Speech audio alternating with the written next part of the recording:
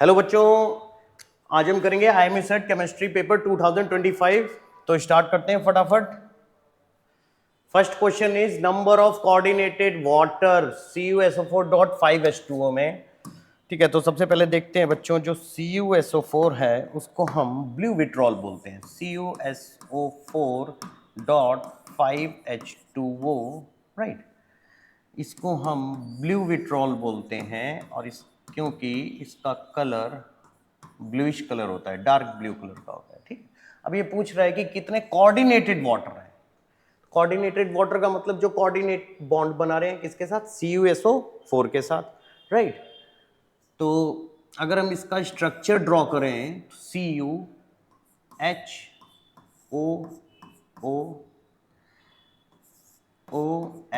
एक water molecule इधर, OHH, OH, right. फिर SO4, S double bond O, double bond O, O negative, right. और H2O, H,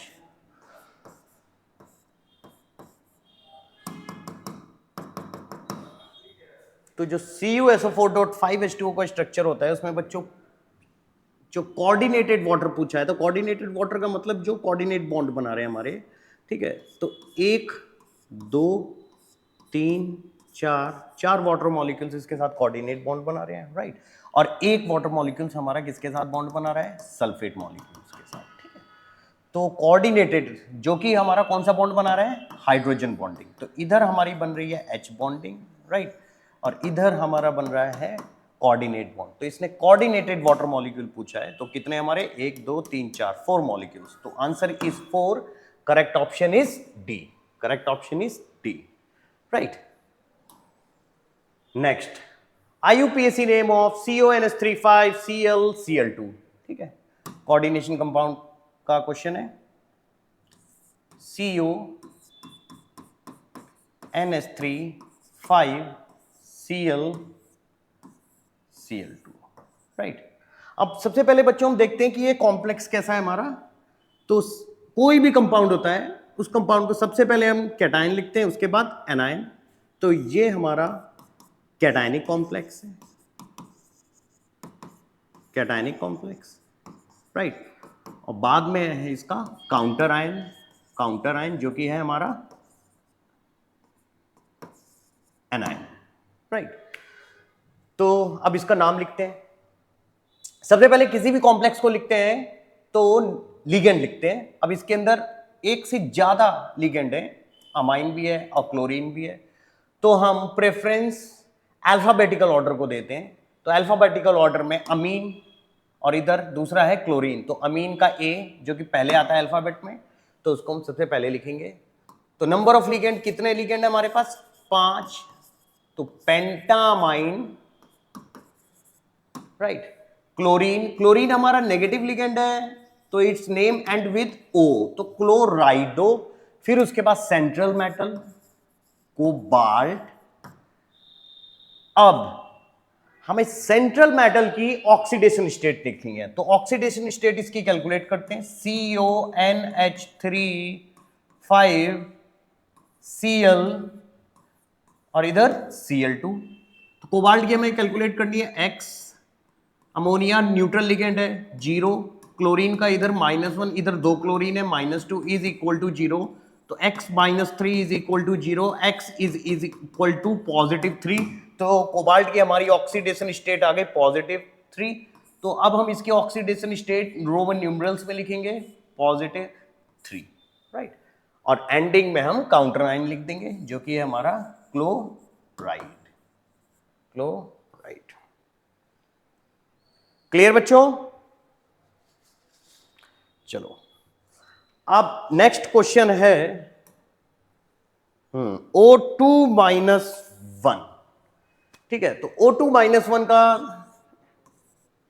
क्या क्या पूछा है इसने ऑप्शन में। एक तो भाई इसने बॉन्ड ऑर्डर दे रखा है और दूसरा इसकी मैग्नेटिक प्रॉपर्टी, ठीक है। तो मैग्नेटिक प्रॉपर्टी दो टाइप की है, एक पैरामैग्नेटिक, तो पैरामैग्नेटिक समझेंगे सबसे पहले क्या होता है। पैरामैग्नेटिक वो होते हैं जिसके अंदर, जिसके ऑर्बिटल के अंदर अनपेयर्ड इलेक्ट्रॉन्स होते हैं, शेल के अंदर अनपेयर्ड इलेक्ट्रॉन होते हैं, ठीक है। और डायमैग्नेटिक होते हैं, डायमैग्नेटिक वो होते हैं जिसके अंदर पेयर्ड इलेक्ट्रॉन होते हैं, पेयर्ड इलेक्ट्रॉन होते हैं, राइट, पेयर्ड इलेक्ट्रॉन होते हैं। तो हम सब अब इसका हम बनाते हैं स्ट्रक्चर। तो बॉन्ड ऑर्डर का जो लिखने का ऑर्डर होता है sigma 1s2, right, sigma star 1s2, sigma 2s2, sigma star 2s2, ठीक है। फिर आ जाते हैं sigma 2p 2, pi 2p2, pi 2py2 and pi star 2px2 and pi star 2py। 2 2 4 2 6 2 8 10 11 12 13 14 15 16 1 17 17, right, ये हो गया इसका।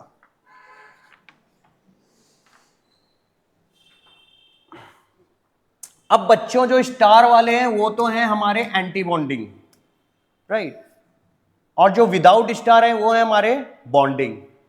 तो अब पूछोगे कि ये कैसे लिखा, ये मैंने ऐसे लिखा कि ऑक्सीजन का एटॉमिक नंबर कितना होता है 16 और इसके ऊपर -1 है, हेंस टोटल कितने हो गए इसके अंदर 17 हो गए, 17, तो 17 इलेक्ट्रॉन्स, राइट। तो 17 ये ऑर्डर होता है जिसमें हमको इलेक्ट्रॉन को फिल करना होता है, राइट। तो 17 इलेक्ट्रॉन मैंने फिल कर दिए, तो 2 2 4 2 6 2 8 10 11 12 13 14 15 16 17 17 इलेक्ट्रॉन मेरे फिल हो गए। अब हमें क्या निकालना है बच्चों, बॉन्ड ऑर्डर। तो बॉन्ड ऑर्डर का जो फॉर्मूला होता है वो होता है half number of bonding electron minus number of anti bonding electron. तो हाफ बॉन्ड, बॉन्ड वाले कौन से हैं विदाउट स्टार, तो 2 2 4 2 6 2 8 2 10 10 माइनस एंटी बॉन्डिंग 2 2 4 2 6 और 1 7, हेंस यहां पे कितने आ गया, half into 10 minus 7 is 3, is 3 divided by 2 1.5। तो बॉन्ड ऑर्डर तो इसका आ गया बच्चों 1.5, बॉन्ड ऑर्डर आ गया हमारा 1.5। अब हमें देखना है कि ये हमारा डायमैग्नेटिक है पैरामैग्नेटिक। तो बच्चों देखेंगे कि अगर जो जिसका शेल फुली फिल्ड है तो है डायमैग्नेटिक। फुली फिल्ड का मतलब जिसके अंदर 2 इलेक्ट्रॉन है जिस शेल के अंदर, और जिस शेल के अंदर 1 इलेक्ट्रॉन है, ठीक है, तो वो क्या है हमारा पैरा, क्योंकि बच्चों ये क्या है हमारा अनपेयर्ड इलेक्ट्रॉन, ठीक है। अनपेयर्ड इलेक्ट्रॉन हमारा क्या मैग्नेटिक प्रॉपर्टी शो करता है, पैरामैग्नेटिक, ठीक है। तो इधर देखो 2 2 2 2 सारे पेयर्ड हैं, ठीक है। लास्ट वाला हमारा इधर 2p1 जो कि अनपेयर्ड है, और अनपेयर्ड के वजह से इसकी मैग्नेटिक प्रॉपर्टी क्या होगी, पैरामैग्नेटिक। तो ऑप्शन ए इज करेक्ट कि paramagnetic having bond order 1.5, right. Next, nitrogenous base found in RNA. तो बच्चों एक होता है हमारा डीएनए और एक होता है हमारा आरएनए, ठीक है, डिऑक्सी राइबो न्यूक्लिक एसिड, और आरएनए है हमारा राइबो न्यूक्लिक एसिड। अब जो डीएनए है, डीएनए के अंदर हमारे नाइट्रोजीनियस बेस होते हैं ATGC और आरएनए के अंदर होते हैं AGCU। A is adenine, T thymine, G guanine, C cytosine, right. इधर A adenine, G guanine, C cytosine, U uracil. अब इसमें पूछा किसका है, आरएनए का पूछा है। तो आरएनए में क्या है, adenine guanine cytosine uracil, adenine guanine cytosine uracil. Option A is correct. एक चीज और कि बच्चों जो हमारा डीएनए होता है उसमें एक जो डिफरेंट होता है थायमीन होता है, और आरएनए में थायमीन की जगह हमारा यूरेसिल होता है। बाकी एडेनिन, गुआनिन एंड साइटोसिन ये तीनों हमारे डीएनए और आरएनए में बिल्कुल सेम रहते हैं। बस डिफरेंस इतना है कि डीएनए में हमारा थायमीन होता है और आरएनए में थायमीन की जगह हमारा यूरेसिल होता है, बस। Next, halo alkane react with AgCN silver cyanide. तो halo alkane CH3 CH2 CH2Br, ये हमने कोई हेलो अल्केन ले लिया। अब इसकी रिएक्शन मैं AgCN के साथ करवा रहा हूं, राइट। अब बच्चों देखो, जो सिल्वर है हमारा मेटल है, मगर CN हमारा क्या है, न्यूक्लियोफाइल है। अब न्यूक्लियोफाइल एक अटैक इस पे होगा, तो सबसे पहले देखेंगे कि जो हमारा AgCN है ये प्रीडोमिनेंटली कोवलेंट नेचर का होता है, हमारा कोवलेंट नेचर। अगर ये कोवलेंट नेचर का होता है तो इसमें जो न्यूक्लियोफाइल अटैक होगा वो N साइड से होगा, नाइट्रोजन साइड से इधर होगा। तो इधर जो हमारा कंपाउंड बनेगा वो बनेगा CH3 CH2 CH2NC plus AgBr। तो इसमें जो कंपाउंड बना बच्चों हमारा alkyl isocyanide, alkyl isocyanide compound बन गया, एल्काइल आइसोसाइनाइड कंपाउंड बन गया, राइट। अब आते हैं नेक्स्ट कि ये तो हमारा कोवलेंट था। अगर मैं आयनिक ले लेता हूं कोई कंपाउंड Br प्लस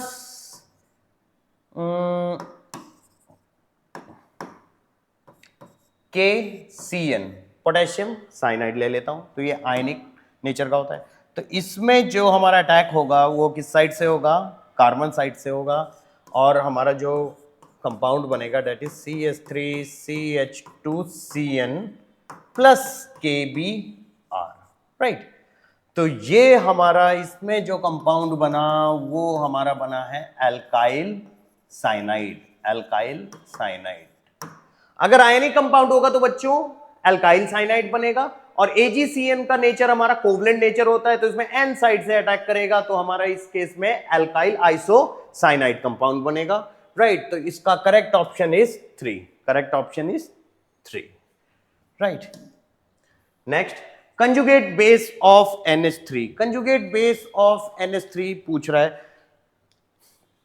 सबसे पहले NH3 देखते हैं, NH3 का कैसा नेचर होता है। तो बच्चों NH3 है जो कि है हमारा अमोनिया, नाइट्रोजन का atomic number 7, electronic configuration 2,5, right.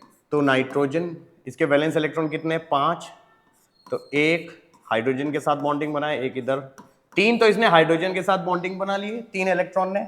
एक इसका रह गया हमारा unpaired, sorry lone pair electron.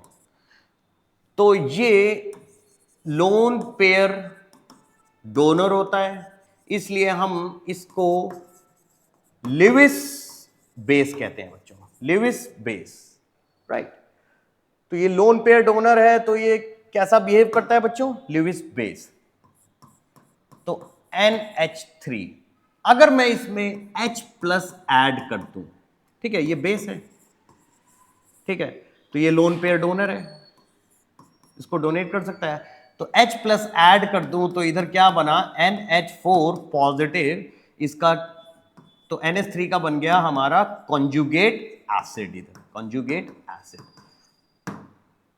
मैंने अपनी क्लास में ये बताया है कि जो बेस होता है उसका कंजुगेट क्या बनता है, एसिड, और जो एसिड होता है उसका कंजुगेट क्या बनता है, बेस, ठीक है। तो इसका कंजुगेट एसिड तो ये हो गया, मगर इसने क्वेश्चन में पूछा है कि भाई कंजुगेट बेस क्या होगा। तो बेस ये होगा कि NH3 अगर इसने एक H प्लस आयन रिलीज कर दिया, तो जो compound H plus ion release कर देता है वो क्या कहलाया जाता है बच्चों, एसिड।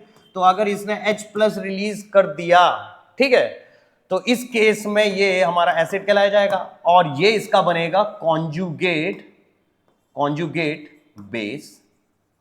तो NH2-1 is the conjugate base of NH3। तो इसमें कॉन्जुगेट बेस NH3 का पूछा हुआ है, तो इसका करेक्ट ऑप्शन है हमारा NH2-1।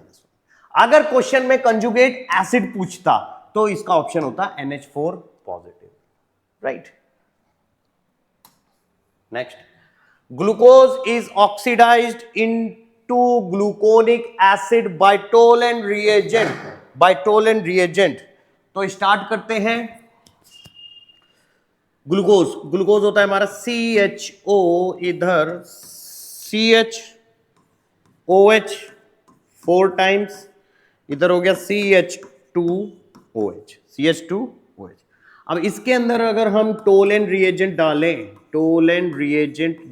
तो बच्चों टोलेंट रिएजेंट का जो एक्चुअली फॉर्मूला होता है वो होता है twice of AG NH3 plus 3OH negative. ठीक है, अगर हम टोलेंट रिएजेंट डालेंगे तो ये इधर ग्लूकोज के पास फ्री एल्डिहाइडिक ग्रुप है, फ्री एल्डिहाइडिक ग्रुप को क्या कर देगा, ऑक्सीडाइज कर देगा, और ऑक्सीडाइज करके क्या बना देगा, कार्बोक्सिलिक एसिड। तो CHOH 4 times CH2OH COOH, right. तो यहां पे हमने ग्लूकोज का बना दिया ग्लूकोनिक एसिड जब हमने इसमें टोलेंट रिएजेंट डाला। अब सो टोलेंट रिएजेंट हमारा कौन सा टेस्ट देता है, सिल्वर मिरर टेस्ट देता है। तो इधर जो इसके प्रोडक्ट मिलेंगे जो कि होगा हमारा अमोनिया एंड AG। अब जो AG होगा, सिल्वर होगा, वो प्रेसिपिटेट बनाएगा, प्रेसिपिटेट की टेस्ट ट्यूब के अंदर हमने इधर ग्लूकोज ले लिया, ग्लूकोज के अंदर टोलेंट रिएजेंट डाल दिया। टोलेंट रिएजेंट डालने के बाद हमें यह देखने को मिला कि इसके बॉटम में ऐसे सिल्वरी सब्सटेंस डिपॉजिट हो जाएगा। तो ये white silvery substance is what, is silver, this is silver. ठीक है, तो टोलेंट रिएजेंट टेस्ट आप लोगों को पता है वो क्या देते हैं हमारे, सिल्वर मिरर टेस्ट, राइट। तो इसका correct option is B. Next आते हैं व्हेन फॉर्मेल्डिहाइड, कि जब फॉर्मेल्डिहाइड हमारा रिएक्ट होता है with which of the compound will give the urotropine. इसमें से कौन सा कंपाउंड हमारा रिएक्ट होगा कि हमारा जो फाइनल प्रोडक्ट होगा वो होगा यूरोट्रोपिन। तो HCHO, अगर फॉर्मेल्डिहाइड को हम अमोनिया के साथ रिएक्ट करें, NH3 के साथ रिएक्ट करें, तो जो यूरोट्रोपिन होता है CH2 4N4 प्लस H2O। ठीक है, तो ये होता है हमारा यूरोट्रोपिन। तो जब हम फॉर्मेल्डिहाइड को अमोनिया के साथ रिएक्ट करेंगे तो हमें क्या मिलेगा, यूरोट्रोपिन। तो इसका करेक्ट ऑप्शन है ammonia. Next one, spin only movement of M+2, जिस M+2 आयन एटॉमिक नंबर दे रखा है हमारा 28। तो Z is equal to 28 atomic number कौन से एलिमेंट का होता है, 28 होता है हमारे निकल का एटॉमिक नंबर, राइट। अब निकल का हमारा एटॉमिक नंबर है 28। अब इसमें ये क्या कह रहा है, M+2 मतलब निकल की अगर ग्राउंड स्टेट देखी जाए, ग्राउंड स्टेट तो 28 और इसकी इलेक्ट्रॉनिक कॉन्फ़िगरेशन तो 3D8 4s2, राइट। अगर निकल +2 में देखी जाए तो इसमें +2 मतलब 2 इलेक्ट्रॉन इसने लूज कर दिए या ऑक्सीडाइज हो गया, तो इसके 2 इलेक्ट्रॉन हम निकाल देते हैं। तो अब रह गया electronic configuration 3D8 4s0, right. D के शेल बनाते हैं 1 2 3 4 5। अब डी के अंदर कितने इलेक्ट्रॉन है, 8 इलेक्ट्रॉन फिल करते हैं। तो अकॉर्डिंग टू हुंड्स रूल सबसे पहले हमें सिंगली फिल्ड करना है, उसके बाद हमें पेयरिंग करनी है। तो सबसे पहले 5 के बाद इधर से पेयरिंग करना स्टार्ट करेंगे 6 7 8। अब इसके अंदर हमें क्या पता करना है, स्पिन ओनली मूवमेंट। तो स्पिन ओनली मूवमेंट का बच्चों फॉर्मूला होता है mu is equal to square root के अंदर n+2, right, where n is the number of unpaired electron, ठीक है। तो इसमें कितने अनपेयर्ड इलेक्ट्रॉन है, 1 2 अनपेयर्ड इलेक्ट्रॉन है। तो n की वैल्यू डालो 2, नंबर ऑफ अनपेयर्ड इलेक्ट्रॉन कितने हैं, 2, n की वैल्यू डालो 2 + 2 तो कितना हो गया ये 2 × 2 + 2 4 हैंस 8 और इसको क्या कहेंगे 2√2 और इसको जब कैलकुलेट करेंगे तो फाइनली हमारा आंसर आ जाएगा 2.87 वोल्ट्स मैग्नेटॉन, राइट। तो इसका करेक्ट ऑप्शन है हमारा बी, करेक्ट ऑप्शन है बी।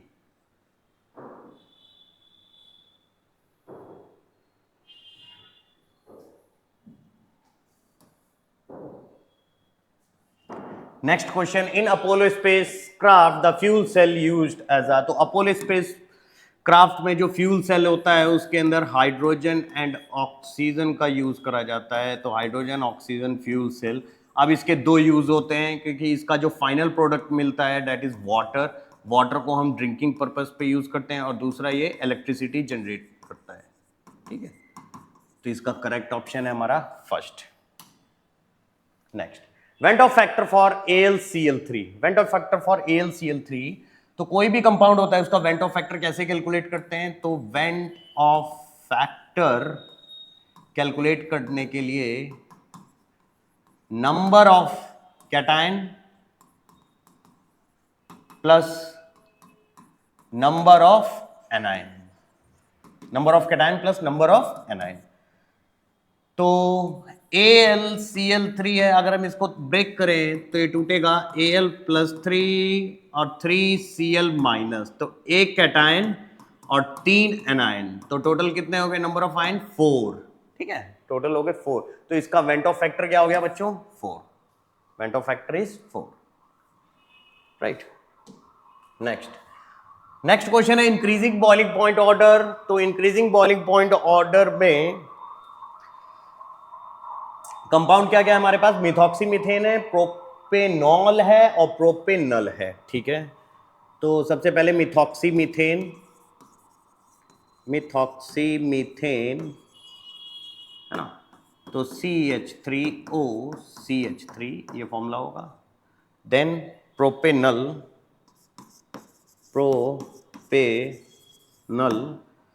तो CH3CH2CHO, फिर प्रोपेनॉल तो CH3CH2CH2OH, ये हो गया, ठीक है। अब बच्चों बॉइलिंग पॉइंट, अगर बॉइलिंग पॉइंट इनमें हम कंपेयर करें तो सबसे ज्यादा किसका होगा, प्रोपेनॉल, अल्कोहल फैमिली से है। क्यों होगा, क्योंकि इसके अंदर बच्चों H बॉन्डिंग होती है और H बॉन्डिंग को तोड़ने के लिए बहुत ज्यादा एनर्जी चाहिए होती है, इसलिए सबसे ज्यादा किसका होगा, प्रोपेनॉल। उसके बाद अगर हम देखें प्रोपेनॉल और मिथॉक्सीमीथेन में, ठीक है, तो नेक्स्ट होगा हमारा प्रोपेनल देन मिथॉक्सीमीथेन। तो सबसे ज्यादा अगर देखा जाए तो alcohol family that is propanol, तो इसमें कौन सा ऑप्शन है जिसमें सबसे ज्यादा है, हमारा ये वाला ऑप्शन है, राइट। उसके बाद प्रोपेनल और तीसरा है मिथॉक्सीमीथेन। दूसरा है, अगर इसमें थोड़ा सा लॉजिक लगाया जाए तो जिसका मॉलिक्यूलर मास ज्यादा बड़ा, ठीक है, तो उसका बॉइलिंग पॉइंट भी क्या होगा बच्चों, ज्यादा बड़ा, ठीक है। तो आप लोग मॉलिक्यूलर मास कैलकुलेट कर लेंगे, सबसे ज्यादा आएगा हमारा प्रोपेनॉल का, है प्रोपेनॉल इज नंबर 1, फिर उसके बाद उससे कम बॉइलिंग पॉइंट प्रोपेनल, फिर मिथॉक्सीमीथेन का, right. On hydrogenation ethene give, तो इथीन का जो फॉर्मूला होता है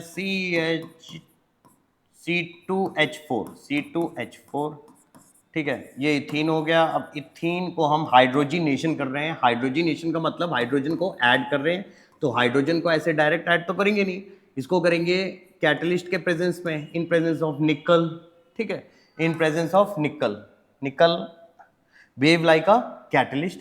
तो अब इसमें क्या होगा, एक बॉन्ड ब्रेक होगा, तो HCH,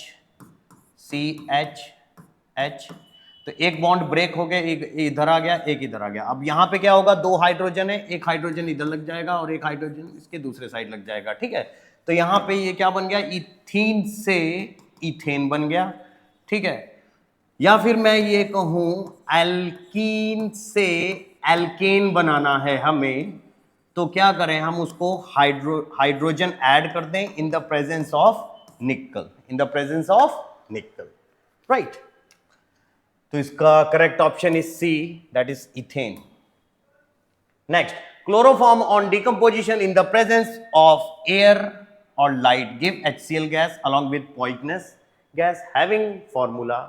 ठीक है, तो इसका बताना है कि सबसे पहले बच्चों क्लोरोफॉर्म होता है उसको हम डार्क बॉटल में रखते हैं, प्लस लाइट से बचा के रखते हैं और बिल्कुल क्लोज कंटेनर में रखते हैं। अगर वो लाइट के कांटेक्ट में आ गया और ऑक्सीजन के कांटेक्ट में आ गया तो बहुत ही खतरनाक एक पॉइजनस गैस बनाता है। तो CHCl3 plus half O2 in presence of sunlight, तो बहुत खतरनाक गैस कौन सी होगी? COCl2 plus HCl। तो COCl2 होता है, इसको हम कहते हैं कार्बोनियल क्लोराइड, कार्बोनियल क्लोराइड, और इसी का दूसरा नाम है जो कॉमन नेम है इज फॉस्गीन, फॉस्गीन। ये बहुत ही पॉइजनस गैस होती है। ठीक है, इसको वर्ल्ड वॉर फर्स्ट में यूज करा जाता था as a chemical weapon, as a chemical weapon, right. तो इसका करेक्ट फॉर्मूला है carbonyl chloride phosgene COCl2, option B is correct.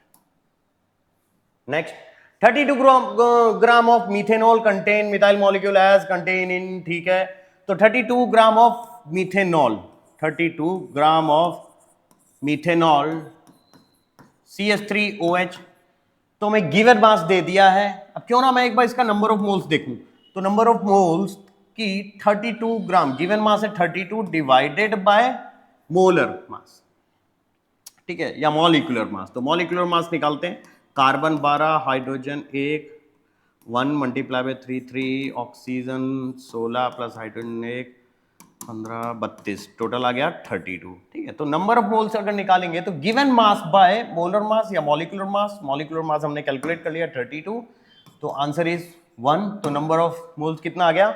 1। मुझे इसमें डायरेक्ट देखने को मिल रहा है मेरा ऑप्शन सी बिल्कुल करेक्ट है। अब इसको देखते हैं कि इसके अंदर ऑप्शन सी कैसे करेक्ट है। तो 32 gram of oxygen gas, O2 gas, right. तो given mass, number of moles निकालते हैं, तो गिवन मास कितना है? 32 डिवाइडेड बाय मॉलिक्यूलर मास। तो एक ऑक्सीजन का कितना होता है? 16। कितने ऑक्सीजन है? 2 ऑक्सीजन है, तो 16 2 जा 32। तो मॉलिक्यूलर मास कितना हो गया? 32। तो 32 डिवाइड 32, आंसर इज 1। तो इसके अंदर भी नंबर ऑफ मोल्स 1 आ गया, तो answer option C is correct.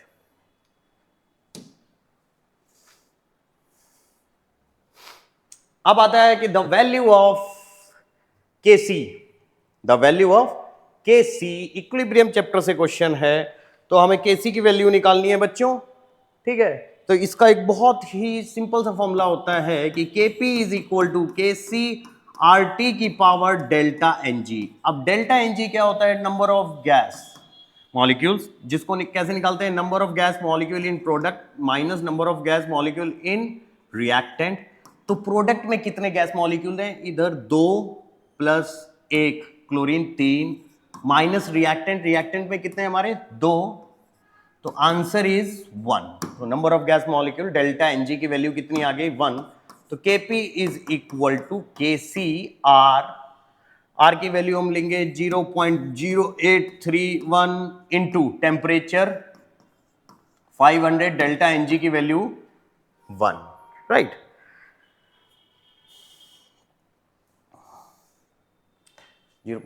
अब हमें Kc की वैल्यू निकालनी है, तो ये सारी वैल्यू को मैं Kp के नीचे ले जाता हूं, तो Kp divided by 0.083 into 500 is equal to Kc। Kp की वैल्यू कितनी है हमारी? 4.8, sorry 1.8। Kc is equal to, Kp की वैल्यू है हमारी 1.8 multiply by 10 raise to power -2 divided by 0.083 into 500। इसको कैलकुलेट करेंगे तो Kc की वैल्यू आ जाएगी 4.33 something approximate multiply by 10 raise to power -4 mole litre inverse, right.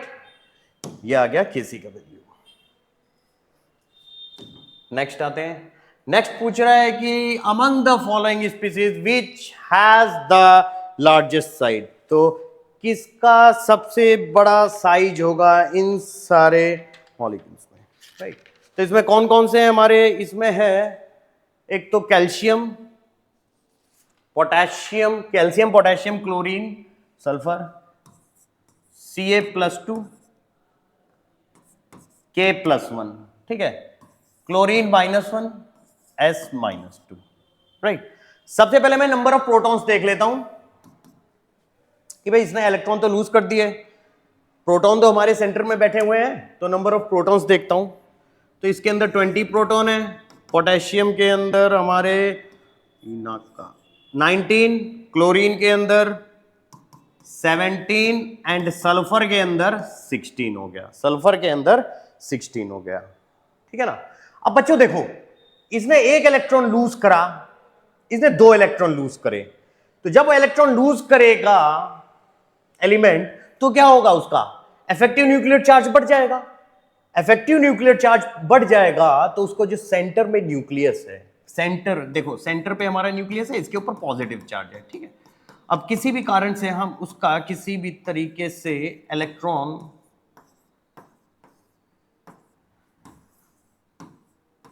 ये इलेक्ट्रॉन, ठीक है, किसी भी रीजन से हम इसका एक इलेक्ट्रॉन लूज करवाते हैं, ठीक है, तो क्या होगा, इस न्यूक्लियस के अंदर खलबली मचेगी, तो जितने इसके प्रोटॉन्स हैं वो सारे के सारे इलेक्ट्रॉन को क्या करेंगे, अपनी तरफ खींचने की कोशिश करेंगे, ठीक है, अपने की तरफ बाइंड करने की कोशिश करेंगे।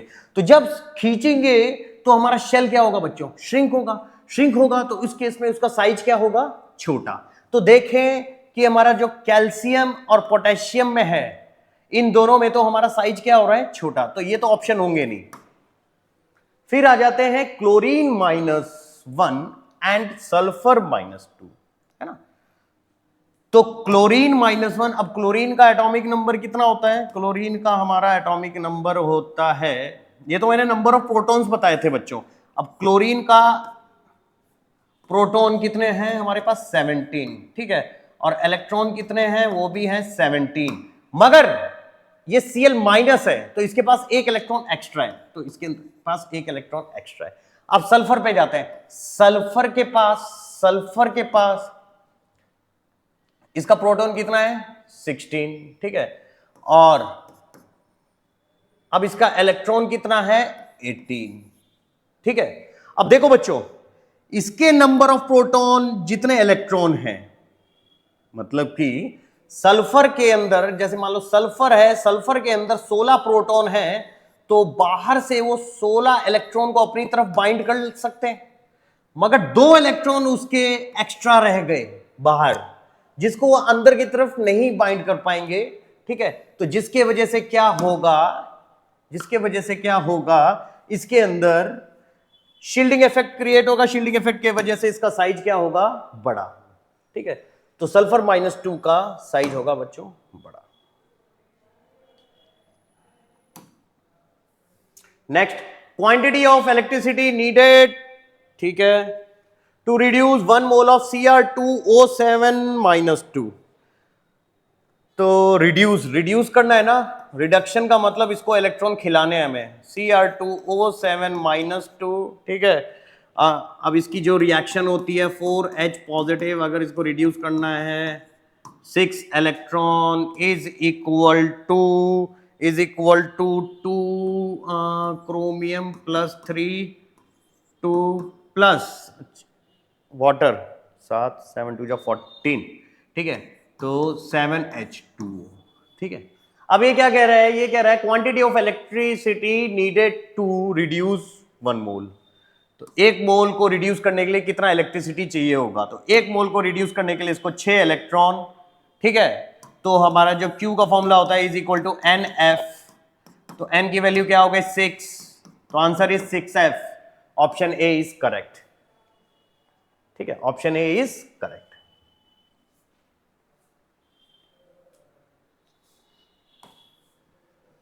नेक्स्ट क्वेश्चन है करेक्ट वैल्यू ऑफ वेवलेंथ। अच्छा, वेवलेंथ निकालनी है, ठीक है, ऑफ लाइट हैविंग पीरियड, अच्छा टाइम पीरियड दे रखा है, तो इसमें पूछ रहा है वेवलेंथ हमें इसका कैलकुलेट करना है, ठीक है। टाइम पीरियड दे रखा है 2 × 10⁻⁻10, ठीक है, वेवलेंथ बताना है। तो वेवलेंथ का जो बच्चों याद हो कि ये वाला फॉर्मूला हमारा, या ये वाला क्वेश्चन हमारा एटॉमिक स्ट्रक्चर या स्ट्रक्चर ऑफ एटम से पूछा गया, और यही सेम कंसेप्ट हमारा फिजिक्स में भी है, ठीक है। तो फॉर्मूला होता है हमारा c, that is speed of light,